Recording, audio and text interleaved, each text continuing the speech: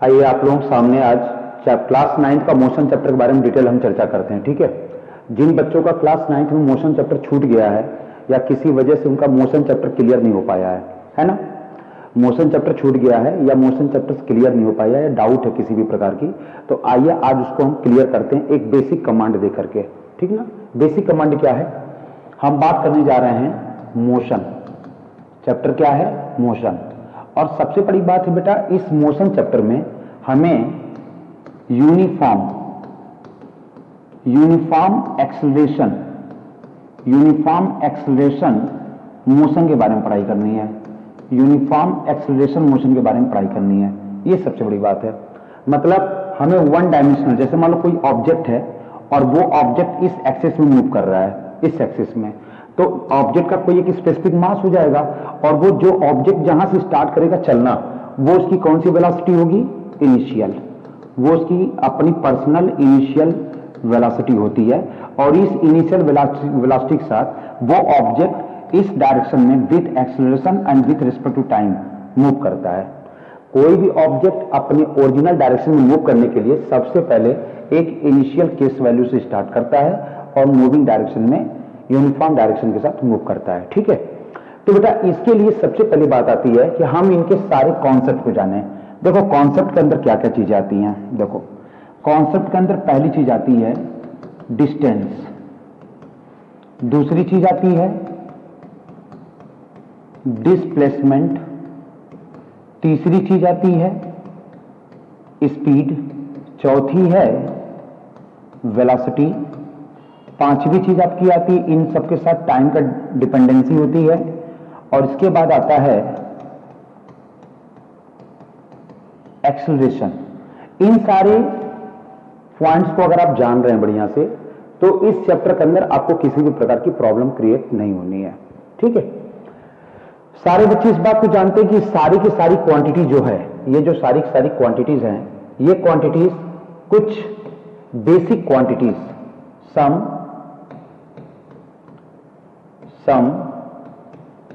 Basic quantities पर work करते हैं।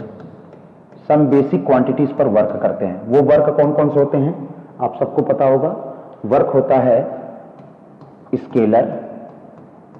स्केलर क्वांटिटी और एक होता है vector quantity. Scalar quantity, vector quantity.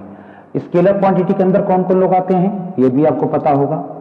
क्या क्या आता है? केवल देखिए, किसी भी क्वांटिटी को वेरीफाई कराने के लिए डायरेक्शन के साथ साथ हमको मैग्नीट्यूड की आवश्यकता पड़ती है। ठीक है, नीड पड़ती है। तो स्केलर क्वांटिटी के अंदर कौन आता है हमारे पास? Only magnitude. क्या आता है? मैग्नीट्यूड। ठीक है, आप लिख सकते हैं नो डायरेक्शन, इनके अंदर किसी भी प्रकार का डायरेक्शन नहीं होता है। ठीक है, बट वेक्टर क्वांटिटी के अंदर हमें दोनों चीजें मिलती हैं। क्या मिलता है बेटा? पहले हमको डायरेक्शन भी मिलता है और क्या मिलता है? मैग्नीट्यूड भी मिलता है। डायरेक्शन भी मिलता है, मैग्नीट्यूड भी मिलता है वेक्टर क्वांटिटी के अंदर। अब इनको वेरीफाई कैसे कराया जाएगा? आइए, यहां पर देखिए डिस्टेंस है और ये देखिए डिस्प्लेसमेंट है। डिस्टेंस आपकी कैसी क्वांटिटी हो गई? स्केलर। डिस्प्लेसमेंट कैसी हो गई? वेक्टर। इसलिए डिस्टेंस के अंदर आपको केवल और केवल क्या मिलेगा? मैग्नीट्यूड। बट डिस्प्लेसमेंट के अंदर आपको डायरेक्शन के साथ साथ भी क्या मिलने वाला है? मैग्नीट्यूड। ये दोनों चीजें मिलेंगी। ठीक है, स्पीड का कॉम्बिनेशन किसके साथ होगा? स्केलर के साथ। वेलोसिटी का कॉम्बिनेशन किसके साथ होगा? वेक्टर के साथ। और एक्सेलरेशन का कॉम्बिनेशन किसके साथ होगा? वेक्टर के साथ। बस इतना ही कमांड आप जानते रहिए सभी लोग। ठीक है, ये कमांड आपको पहचान में आएगा। इसीलिए तो बेसिकली बोलते हैं speed is the scalar quantity, velocity is the vector quantity, has given direction as well as magnitude. ठीक है, तो ये पॉइंट रहे आपके बेसिक कमांड में, डिस्टेंस, डिस्प्लेसमेंट। बेसिकली आपको मैं एक बात और बता देना चाहता हूं यहां पे कि यदि फिजिक्स में अगर डिस्टेंस और डिस्प्लेसमेंट दोनों के बारे में अगर चर्चा किया जाए, तो आप सबसे ज्यादा प्रायोरिटी अगर देना भी होगा तो आप डिस्प्लेसमेंट को दीजिएगा। रीजन क्या है कि डिस्प्लेसमेंट को प्रायोरिटी देने का मतलब यह है कि ये पहली बात शॉर्टेस्ट पाथ को गेन कराता है, शॉर्टेस्ट पाथ को गेन करता है। ठीक है, और जो शॉर्टेस्ट पाथ जो गेन करता है उनके में सबसे बड़ी बात ये होती है कि वो कैलकुलेशन के पर्पज से, जो उनका कैलकुलेशन का पर्पज होता है वो आपका पाइथागोरस पर डिपेंड करता है। पाइथागोरस एक थ्योरम है जिन पर ये क्या करते हैं, डिपेंडेंसी रखते हैं। ठीक है, तो ये रही आपके मोशन चैप्टर के कुछ बेहतरीन कॉन्सेप्ट। ठीक है, ये आपका पहला कॉन्सेप्ट होता है जिसको आप बेसिकली लिख सकते हैं कॉन्सेप्ट नंबर 1। ये कॉन्सेप्ट नंबर 1 है जिसके अंदर हम लोग initial velocity, final velocity, acceleration, time और ये डिफरेंट पैरामीटर्स के बारे में पढ़ते हैं। ठीक है, थैंक यू। आगे देखिए कॉन्सेप्ट नंबर 2 पे हम आते हैं। कॉन्सेप्ट नंबर 2 देखिए क्या कह रहा है।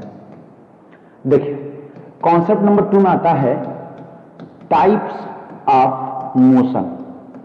मोशन कितने टाइप के होते हैं, सभी लोग अपने अपने स्कूलों में पढ़े होंगे। सभी लोग कितने होते हैं बेटा, आप पढ़े होंगे यूनिफॉर्म मोशन, यूनिफॉर्म मोशन भी पढ़ा होगा आपने, पढ़ा होगा non uniform motion, non uniform motion भी पढ़े हैं आप लोग। ठीक है, तो कहने का मतलब यह है कि uniform motion, non uniform motion, इसमें क्या बेसिक अंतर है, क्या बेसिक डिफरेंस है? इसका बेसिक डिफरेंस क्या है? Equal time cover in equal, मतलब इक्वल मोशन जो होते हैं वो इक्वल इंटरवल ऑफ टाइम में कवर किए जाते हैं। जैसे मान लो कोई 1 मिनट में 1 मीटर जा रहा है, तो 2 मिनट में वो कहां गया, 2 मीटर। तो यहां पर देखा जाए डिफरेंस, तो ये क्या बता रहा है, यूनिफॉर्म मोशन को बता रहा है। ये आपके यूनिफॉर्म मोशन को शो कर रहा है। अनइक्वल यूनिफॉर्म मोशन क्या होता है, cover all types of distances in unequal time interval, मतलब यहां पर अनइक्वल टाइम इंटरवल है, अनइक्वल टाइम इंटरवल यहां पर मौजूद है। ठीक है, इसको बोलते हैं नॉन यूनिफॉर्म मोशन। पता चला एक ट्रेन चल रही है और वो ट्रेन हर एक स्टेशन पर डिफरेंट टाइम ड्यूरेशन में पहुंच रही है, कहीं पहुंच रही है 5 मिनट में, कहीं पहुंच रही है 10 मिनट में। ठीक है, तो उसके हर एक जंक्शन पॉइंट के बीच में टाइम का ड्यूरेशन क्या हुआ, डिफरेंट हो गया, तो वो किस फॉर्म में आ गई, नॉन यूनिफॉर्म मोशन। ठीक है, और ये हो गया यूनिफॉर्म मोशन। इसी यूनिफॉर्म मोशन से एक टर्म लिया गया है, उस टर्म का नाम क्या है, यूनिफॉर्म स्पीड। अब बात आती है यूनिफॉर्म स्पीड का ही दूसरा नाम होता है कांस्टेंट स्पीड। यूनिफॉर्म स्पीड का दूसरा नाम है कांस्टेंट स्पीड। अब आप ही लोग बता सकते हो बेटा कि यूनिफॉर्म स्पीड क्या होती है। जैसे आप लोगों ने वो लिया होगा, आप लोग आगे जाके क्लास में, आप बेसिक क्लास में तो पढ़ेंगे कि जैसे एक मिरर है, मिरर, और मिरर पर आपकी एक लाइट, सनलाइट ये आ रही है, ये एक सनलाइट आ रही है ये, और ये सनलाइट यहां से फिर रिफ्लेक्ट होकर किसी मीडियम में वापस जाती है, जिस मीडियम में आप इस लाइन को नॉर्मल बोलते हो, और ये लाइन कहलाती है आपकी इंसिडेंट रे। ये लाइन आपकी कहलाती है इंसिडेंट रे, और इस लाइन को आप क्या बोलते हैं, रिफ्लेक्टेड रे, रिफ्लेक्टेड रे। ठीक है, ऐसा कुछ बोलते हैं। तो यहां पर ये हो गया एंगल आई, और इसको बोलते हैं एंगल आर, और इसको क्या बोलते हैं, प्लेन मिरर। कौन सा मिरर बोलते हैं बेटा, प्लेन मिरर। ठीक है, तो आप यहां पर देख रहे हैं जो लाइट ये आ रही है, ये जो लाइट आ रही है, ठीक है, ये किस मीडियम से आती है, इस मीडियम का ही नाम होता है रेरर मीडियम। ये रेरर मीडियम से लाइट आती है, और ये लाइट जो होती है ये बेसिकली इलेक्ट्रोमैग्नेटिक टाइप्स की वेव होती हैं। तो इन लाइटों को आने की जो इनकी स्पीड होती है, वो स्पीड क्या होती है, बेसिकली कांस्टेंट। कांस्टेंट स्पीड के साथ ये लाइट मूव करती हैं, जिनकी वैल्यू होती है c = 3 × 10⁸ मीटर पर सेकेंड। ये इनकी स्पीड होती है। तो बेसिकली आप सीधा सीधा ही बोल सकते हैं, जिनकी स्पीड पर कोई फर्क ना हो, जो एक प्रूविंग वैल्यू दे, जो एक न्यूमेरिकल प्रूविंग वैल्यू दे, जिनकी स्पीड में किसी भी प्रकार की वेरिएबिलिटी हमें न दिखे, which is called the constant speed, and this is also known as the uniform speed. कुछ इस टाइप की स्पीड्स आपको देखने को मिलेगी जो यूनिफॉर्म स्पीड के क्राइटेरिया में आते हैं। ठीक है, इसी तरीके से आप पढ़ेंगे क्या, नॉन यूनिफॉर्म। नॉन यूनिफॉर्म जो होता है बेटा, नॉन यूनिफॉर्म स्पीड, जिसको हम लोग क्या बोलते हैं, इसका दूसरा नाम क्या होता है, वेरिएबल स्पीड। क्या नाम होता है, variable speed. Equal distance are not cover in equal interval of time, मतलब यहां पर डिस्टेंस को कवर हम फिक्स टाइम में नहीं कर पाते हैं। ठीक है, कोई इस पॉइंट पे चल रहा है, वो थोड़ा इतने गया 1 मीटर में, अब वो इतना चला जा रहा है 3 मीटर में, फिर वो थोड़ा और कम चल रहा है, फिर ज्यादा चल रहा है, तो उसको ए से लेकर के बी तक की पूरी जर्नी यूनिफॉर्म मोशन में है ही नहीं। वो जगह जगह अपनी पोजीशन को क्या करते हुए गए हैं, चेंज करते गए हैं विथ रिस्पेक्ट टू टाइम, और ऐसी पूरी प्रॉपर्टीज को क्या कहते हैं, नॉन यूनिफॉर्म मोशन। ठीक है, तो ये रहा आपका कॉन्सेप्ट नंबर 2।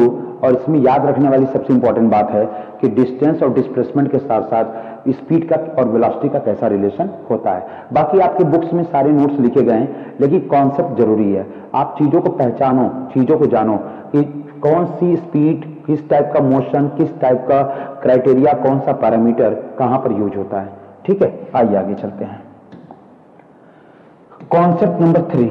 कॉन्सेप्ट नंबर 3 में हम आते हैं वेलोसिटी। बात करते हैं हम वेलोसिटी की।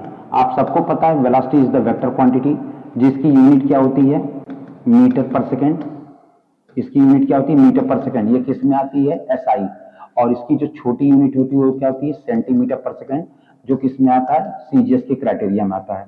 ठीक है, तो वेलोसिटी को हम वेक्टर क्वांटिटी बोलते हैं। So it has give direction as well as magnitude. ये डायरेक्शन भी देता है और मैग्नीट्यूड भी देता है। ठीक है, तो हम इसको क्या लिखेंगे वेलोसिटी के फॉर्म में, द रेट ऑफ चेंज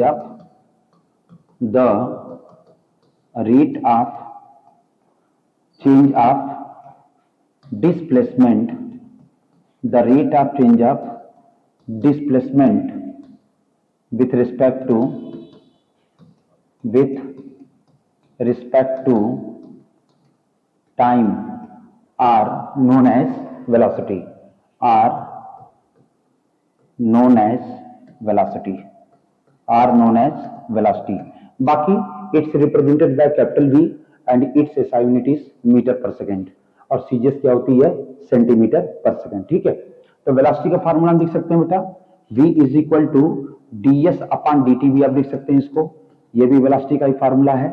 ठीक है, जहां पर याद रखिएगा ये जो ds अपॉन dt होता ना, ये इसी को हम लोग द रेट ऑफ चेंज बोलते हैं, और ये s जो है वो क्या है, डिस्टेंस या डिस्प्लेसमेंट को शो करता है। ठीक है, आपकी ये क्या होती है, वेलोसिटी, और ये वेक्टर फॉर्म में होती है। इन्हीं के बिहाफ पर अगर हम एक्सेलरेशन को लिखें, एक्सेलरेशन को, तो क्या लिखते हैं, the rate of change of velocity, the rate of change of velocity are known as the acceleration। the rate of change of velocity are known as the acceleration। यानी कि acceleration इज इक्वल टू हम लिख सकते हैं change in velocity upon time। तो क्या हुआ, ये चेंज इन वेलोसिटी, यानी कौन कौन सी वेलोसिटी लेते हो, जैसे मान लो एक ऑब्जेक्ट है, इस ऑब्जेक्ट का मास m है, आपने एक्सटर्नल फोर्स लिया यहां पर, और ये ऑब्जेक्ट मूव होकर के यहां पर आ गया, और इनके और इनके बीच में acceleration with respect to time run कर रहा है। ये आपका इनिशियल होता है, ये आपका फाइनल होता है। तो आप एक्सेलरेशन कैसा लेकर चलेंगे बेटा, एक्सेलरेशन लेकर चलेंगे final minus initial upon time. ये फाइनल क्या है, final velocity minus initial velocity upon time. तो ऐसे इसको निकाला गया है, acceleration v minus you upon T. ये भी आपका एक फार्मूला ही है, ये भी आपका एक फार्मूला ही है। किसका फार्मूला है, एक्सेलरेशन का। ये आपका एक फार्मूला है एक्सेलरेशन का।